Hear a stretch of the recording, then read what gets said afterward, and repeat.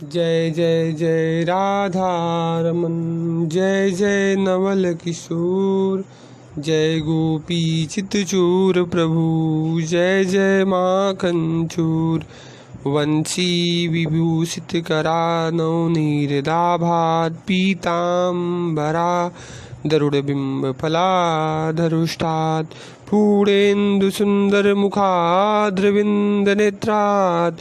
कृष्णात् परम किमपि तत्त्वमहं न जाने, तप्त कांचन गौरांगी राधे वृंदावनेश्वरी। वृषभानुसुते देवी प्रणमामि हरिप्रिये। नमो महावदान्य कृष्ण प्रेम प्रदायते, कृष्णाय कृष्ण चैतन्य नाम्ने गौरत्विषे नमः। भक्त भक्ति भगवंत गुरु चतुर्नाम वपुवेक, इनके पद बंधन किए नासत विघ्न अनेक। श्रीमद् भागवत महापुराण प्रथम स्कंद चौथा अध्याय। महर्षि व्यास का संतोष। व्यास जी कहते हैं, उस दीर्घकालीन सत्र में सम्मिलित हुए मुनियों में विद्या वयोवृद्ध कुलपति ऋग्वेदी सौनक जी ने सूत जी की पूर्वोक्त बातें सुनकर, पहले की बातों को सुनकर उनकी प्रशंसा की और कहा। सौनक जी बोले, सूत जी, आप वक्ताओं में श्रेष्ठ हैं तथा बड़े भाग्यशाली हैं। जो कथा भगवान श्री सुखदेव जी ने कही थी, वही भगवान की पुण्यमयी कथा कृपा करके आप हमें भी सुनाइए। वह कथा किस युग में, किस स्थान पर और किस कारण से हुई थी? मुनिवर श्री कृष्ण द्वैपायन ने किसकी प्रेरणा से इस परमहंसों की संहिता का निर्माण किया था? उनके पुत्र सुखदेव जी बड़े योगी, समदर्शी, भेदभाव रहित हैं और परमात्मा में स्थित रहते हैं। वे छिपे रहने के कारण मूढ़ से प्रतीत होते हैं। व्यास जी जब संन्यास के लिए वन की ओर जाते हुए अपने पुत्र का पीछा कर रहे थे, उस समय जल में स्नान करने वाली स्त्रियों ने नंगे सुखदेव को देखकर तो वस्त्र धारण नहीं किया, परंतु वस्त्र पहने हुए व्यास जी को देखकर लज्जा से कपड़े पहन लिए थे। इस आश्चर्य को देखकर जब व्यास जी ने उन स्त्रियों से इसका कारण पूछा, तब उन्होंने उत्तर दिया कि आपकी दृष्टि में तो अभी स्त्री पुरुष का भेद बना हुआ है, परंतु आपकी पुत्र की शुद्ध दृष्टि में यह भेद नहीं है। कुरु जांगल देश में पहुंचकर हस्तिनापुर में वे पागल, गूंगे तथा जड़ के समान विचरते होंगे। नगरवासियों ने उन्हें कैसे पहचाना? पांडव नंदन राजर्षि परीक्षित का इन मौनी सुखदेव जी के साथ संवाद कैसे हुआ, जिसमें यह भागवत संहिता प्रकट हुई? महाभाग सुखदेव जी तो गृहस्थों के घरों को तीर्थ स्वरूप बना देने के लिए उतने ही देर उनके दरवाजे पर रहते हैं जितनी देर में गाय दूही जाती है। सूत जी, हमने सुना है कि अभिमन्यु नंदन परीक्षित भगवान के बड़े प्रेमी भक्त थे। उनके अत्यंत आश्चर्यमय जन्म और कर्मों का भी वर्णन कीजिए। वे तो पांडव वंश के गौरव को बढ़ाने वाले थे। वे भला किस कारण से साम्राज्य लक्ष्मी का त्याग करके गंगा तट पर मृत्यु पर्यंत अनशन का व्रत लेकर बैठे थे?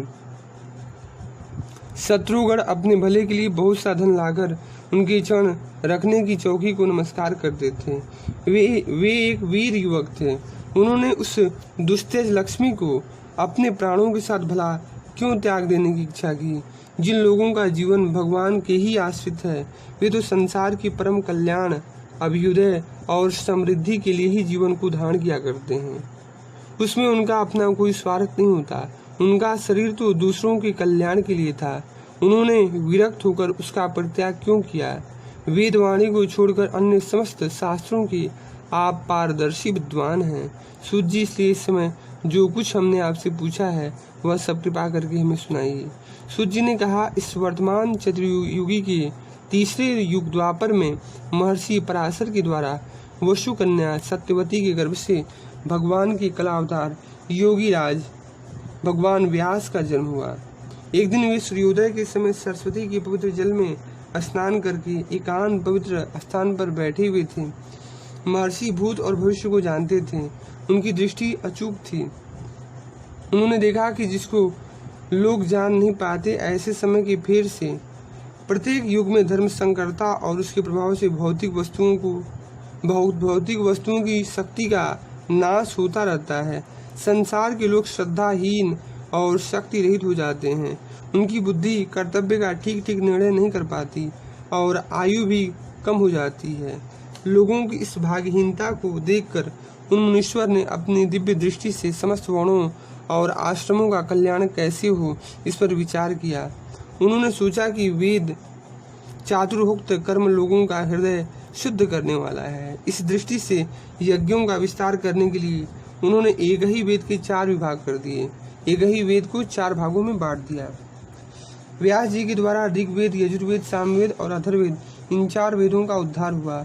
इतिहास और पुराणों को 5वां वेद कहा जाता है।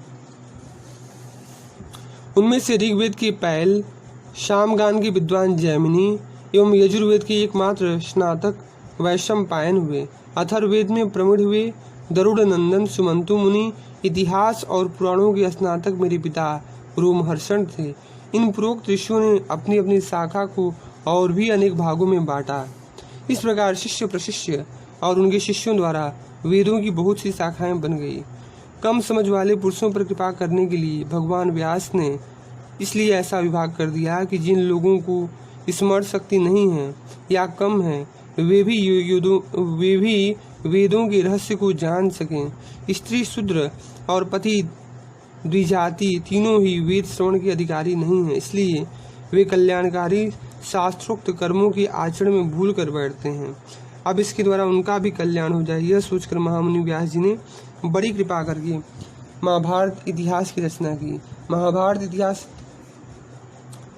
वेदों का ही भाष्य है।